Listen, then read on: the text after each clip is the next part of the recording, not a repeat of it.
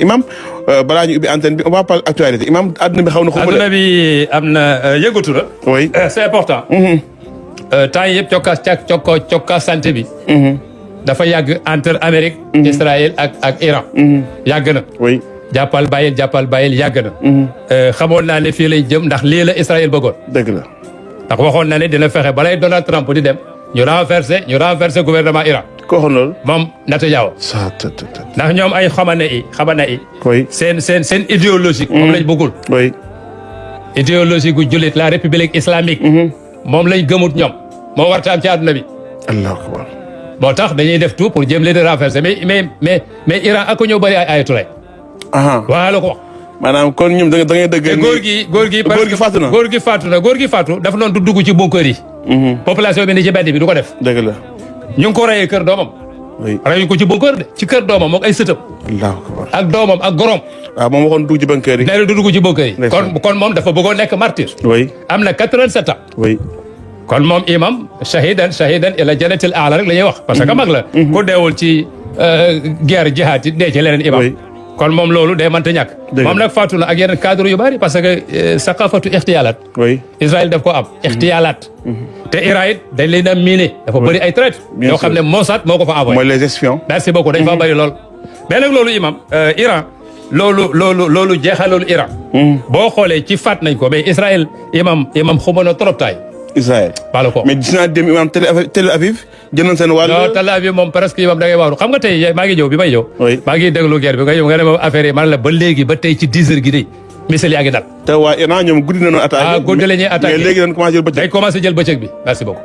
parce que rek ji nga rey gi Netanyahu dañoo attaqué bureau. bien sûr oui attaque mais dafa daw. moom moo dugg ci bunker mais góor gi duggul ci bunker moom dafa daw. attaque ak ki nga xam ne moo jiite armée bi yëpp seen bureau yëpp la booy attaqué dem te ba léegi missile yaa ngi dal imam missile bi ñu lancé dem mooy missile Xaybar Chicken. oui. imam Xaybar boobu moo tax Iran dama la wax ne jullit ñëpp waroon nañuy jàppale Iran. ñoom même culture islamique bi nii. voilà moom lay wax nii. te c'est que ku xamul nag wala neexee ne ci ay yu kenn xamul imam ne ci ay détails mais ku xamoon rek Xaybar gi ñu tuddee benn missile. Israël seen mission Xaybar lañ jëm. Xaybar 2 kilomètres ak Madinatul Munawwara chaque jour wax ko imam. maa ngi gis démb kay sax gars yi tas sa vidéo. ci projet Israël lañ nekk Israël dafa am projet bu mag. mooy le grand Israël. Amman Jordanie. oui dañuy jël yëpp.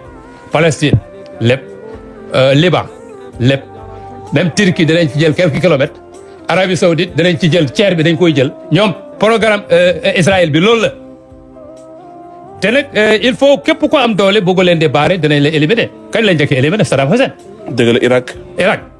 coalition adduna bi yëpp andi ci. ñu naan ay armes xam nga lan des. du dëgg oui du dëgg Colin Powell moo fa nekkoon toog na ci boppam rëccu ko avant muy dee te Colin Powell. waaw c'est vrai ndeysaan le noir là. Colin Powell. oui noonu na rëccu na ko avant muy dee rëccu na liñ attaqué Iran ak li mu wax ne dañoo yore ay armes te yoruñ dara. waa Irak. rëccu na ko. oui c'est ça. ñu dajji Saddam Hussein ay Palestine ak yooyu kenn xamul lu mu wax gis nga léegi Iran bu Iran daanoo waxoon naa ko fi bu yàgg. parce que Iran c'est le seul peuple en tout cas musulman bu résister. non xam nga Trump dem na ba ne li ko jaaxal pourquoi maanaam Iran rendre wuñu. waaw jébbalu wuñu. lan la wax ne woon na guerre bi 2 jours 3 jours la Iran du ñu jébbalu. nee na ñaari fan la. fi mu nekk nii rey nañu bëri mais Iran ak a bëri ay ayatollah ak ay combattant xoolal boo yi lancé missile yi seen xarasu sawri boobu xoolal missile yi imam fuñ bëgg mu dal mu dal. l'essentiel dal. nañu ñaan yàlla imam arrêté guerre bi guerre baaxul. dañu ñaan yàlla arrêté guerre bi mais guerre bii bu ko jullit ñi seetaane. Arabie Saoudite naar yi dama leen mere parce que Iran dafa attaqué base américaine yi nekk foofu ci seen dëkk yi. Iran attaqué wu dëkku naar yi base américaine yi ne ci dëkk naar yi moom la attaqué. mais loolu dafa simple. parce que ils ont environ 750 bases. américains yi bi nekk Koweït moom. boobu moom xara jaay xet ma. maanaam hors service. boobu hors service. oui tey gannaaw buñ daanee 3 F-16 américain tey ci aéroport bu Koweït. 3 wàcc na. 3 wàcc na. seen navire yi am na yu ñu ci dóor ba 4 militaires américains faatu nañ. oui. kon guerre bi day gën di développé. te boo xoolee ñoom médias occidentaux yi ëpp par exemple juif yi ñoo koy gérer. non duñ la wax dara moo tax c'est manipulé. duñ la wax dara imam doo xam dara ci li lay wax. foog nga dem à Israël dafa interdit la xew ca rëkk ba kenn foto ko.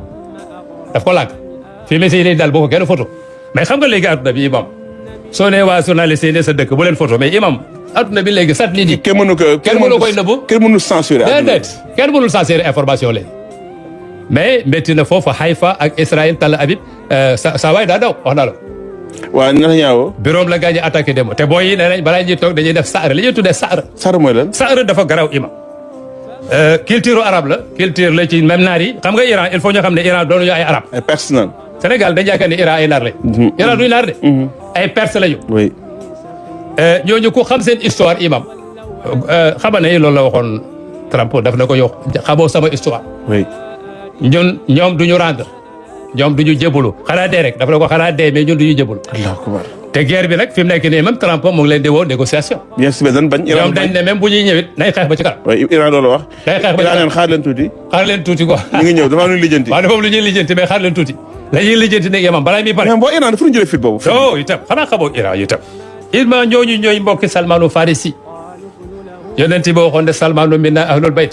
looy maanaam looy wax nii. parce que imam ku défi Amérique ak seen force bi am défi Israël par rapport ak seen armement ak seen. xam nga seen technologie. Kisra. oui. les deux grandes puissances ci jamono yonent bi. moo Rome la woon ak Kisra. Kisra Irak la ak Kisra Iran la nekkoon. oui. maanaam grande puissance la woon bu yàgg. dëgg la te Iran itam bu ñuy compter imam puissance yi ne ci àdduna bi. oui dañ ciy boole Iran xamaloo. te bokk na si pays bi ëpp lu muy produit ay ingénieur. mais ay cadre lañ imam. oui. man bu guerre bi jeexoon dinaa fa yebal samay doom. Iran. booy parce que ku fa jàngee am xam-xam. dëgg la. xam-xam yi àdduna bi soxla léegi. oui ñoom moom lañ jàng ñoom. ndeysaan. te imam boo xoolee ndeysaan suñu mbokk chinois yi ñu mbokk ñoom Aliou Diallo. oui Aliou waa Guangzhou Chine bëgg na bokk ci xew mi ñoom ñi ngi dimbali waa Iran jox leen yenn ci ay jumtuwaay yi nga xamante ni yu xaral la pour mën a détecter sax yenn armement yi nga xamante ne. xam nga Iran seen guerre bi passé jëkkatoo woon avion. oui bi pas avion yaa ngi jóg. oui bien sûr. ay avion de guerre yu iranien yi defar laa wax. bien sûr moo ngi bokk ci guerre bi xam nga Iran dañuy def par détail te bu ñu rek joxe li am. chaque jour ñu génnee dara. ça dépend ni situation bi demee. te inam premier jour sax waa Iran da leen waxoon ñun sunu mission yàggee na ni. non yu yàggee lañ doon laa yu bees parce que Khaybar chicken bi ñu door démb.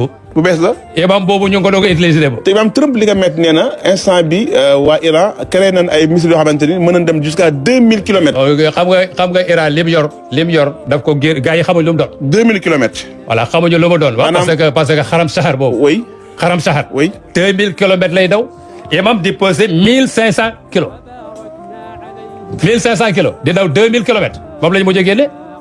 kon maanaam li ma bëgg a wax rek mooy guerre bi daal imam yal na ko yàlla jeexal ndax guerre baaxul incha allah.